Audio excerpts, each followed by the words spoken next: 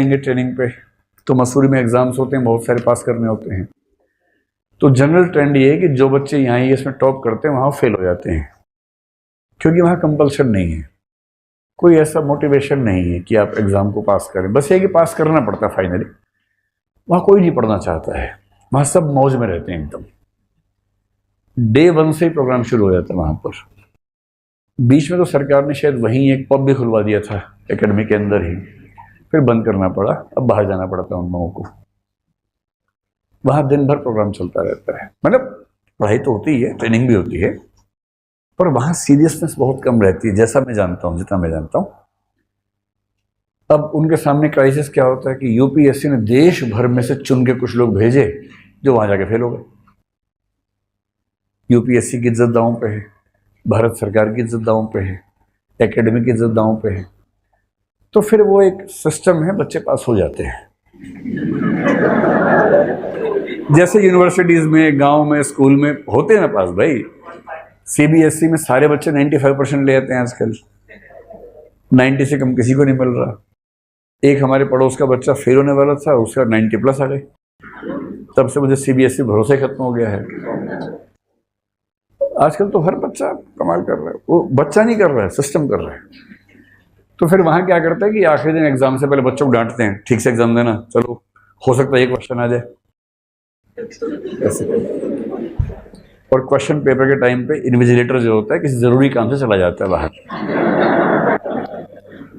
राम राज्य स्थापित हो जाता है थोड़ी देर के लिए, लोग आपस में मिलके समाजवाद ले आते हैं, सबको बराबर अंक मिले, तो मार्क्स का समाजवाद, कार्ल मार्क्स नहीं, MARKS, वो वाला मार्क्सिज्म एस्टेब्लिश होता है।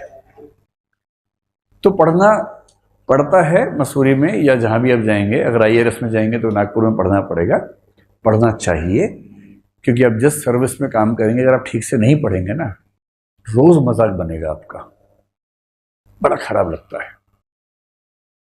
IRS ऑफिसर्स को मैंने देखा है मजाक बनवाते हुए, आप उनकी हालत सोचेंगे ना, घबरा जाएंगे।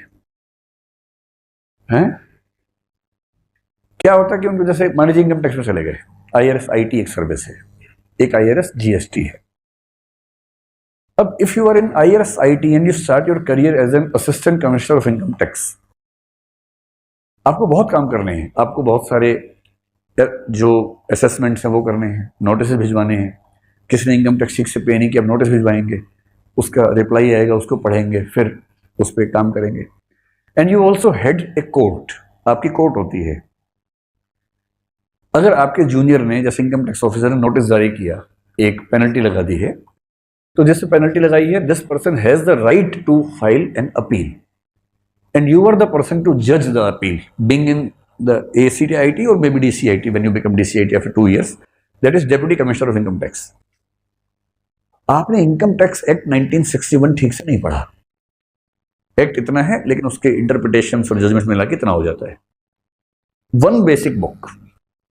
और जो UPSC के लिए 50 बुक्स पढ़ता है, उसके लिए एक बुक पढ़ना कौन सी बड़ी बात है, पढ़ ही सकता है, पर नहीं पढ़ते हैं बहुत लोग।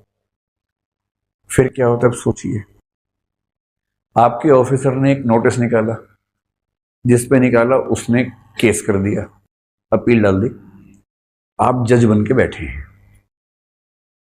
एक वकील सरकार की तरफ से आपके सामने आया है जो इनकम टैक्स में पारंगत है एकदम, और दूसरा पक्ष एक चार्टर्ड अकाउंटेंट प्लस लॉयर को लाया है जो 30 साल से इनकम टैक्स पे ही काम कर रहा है, वो आपके सामने खड़ा है, बोलना शुरू करता है कि sir, if we see section this of income tax act 1961 and the judgement given by honourable supreme court in 1972 with the name of this, 3rd para 2nd line, आप ऐसे देखते रहते हैं उसमें, अच्छा गुड,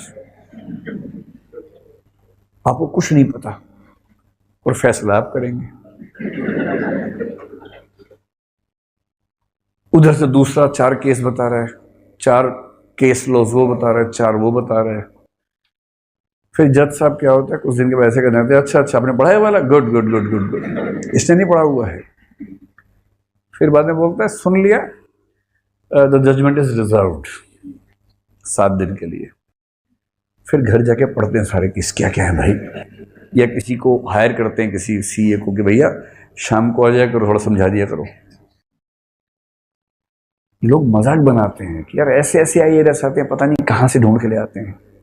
अगर आप नहीं चाहते कि आप ऐसे आईएएस बने तो पढ़ लेना चाहिए इन एनी सर्विस। आप आईपीएस हैं, आपको आईपीसी नहीं आती है। IPC I hope you know, जो खत्म होने वाला शायद अभी तो नहीं हुआ है। इंडियन पीनल कोड आपको ना पता हो, सीआरपीसी ना पता हो, क्रिमिनल प्रोसीजर कोड। सारा खेल सीआरपीसी और आईपीसी का है पीएस की जिंदगी में। और एक एविडेंस लॉ है, एविडेंस एक्ट है। अगर आईपीएस बनना है, अच्छा आईपीएस, एक तो होता है कि आईपीएस बन के धाए धाए धाए धाए कर रहे हैं हर जगह, वो तो एक छोटी बात है। गाड़ी से उतरे, 4 कैमरा मैंने स्लो मोशन में रिकॉर्ड करवा रहे हैं और पीछे बैकग्राउंड में गाना लगवाया और चलवा दिया यूट्यूब पे और मस्त हो रहे हैं लाइक्स देख देख के, ये तो बचपना है। अगर आप आईपीएस बने तो फिर इसका मतलब है कि जिस जिले में आप हैं उस जिले में क्रिमिनल की रूह कांपती है। क्रिमिनल्स के व्हाट्सएप ग्रुप पे क्या चल रहा है, भैया इस जिले में नहीं करना है, जिला बदल लो। कोई आपसे आईपीसी की बात करना, टिप्स पे होना चाहिए। कोई बोले सर आईपीएस सेक्शन 380 में जो सेकंड क्लॉज है उसमें ये आपेंगे, थर्ड भी पढ़ लेते। थर्ड क्लॉज में ये भी तो लिखा है, and that is provided in context of clause 3 you have to interpret clause 2। वकील को घबराना चाहिए आपसे आईपीसी के मामले में, सीआरपीसी के मामले में। खैर इन्होंने कहा सर आईएएस बनने के लिए पढ़ लूंगा, क्या उसके बाद ही पढ़ना पड़ेगा? हाँ पढ़ना पड़ेगा, जिंदगी भर पढ़ना पड़ेगा। और सरकार जिस मूड में है, जब तक आईपीसी रटोगे आईपीसी हट जाएगा, कुछ नया आ जाएगा, फिर वो पढ़ना पड़ेगा। आईएएस को ज़्यादा पढ़ना पड़ता है क्योंकि वो आईपीएस को भी एक तरह से अपने अंडर उसको ऑब्जर्व करना होता है कि सब चीज़ ठीक चल रही है। So if you are studying for civil services so that you have not to study throughout your life after getting selected, the answer is no. You will have to study throughout your life. और जिंदगी भर पढ़ेंगे तो अच्छे रहेंगे, क्योंकि दिमाग active रहने से दिमाग दूर तक चलता है, और नहीं तो डिमेंशिया हो जाता है। डिमेंशिया से बचना है तो जिंदगी भर पढ़ते रहना, बोल बोल के, उससे डिमेंशिया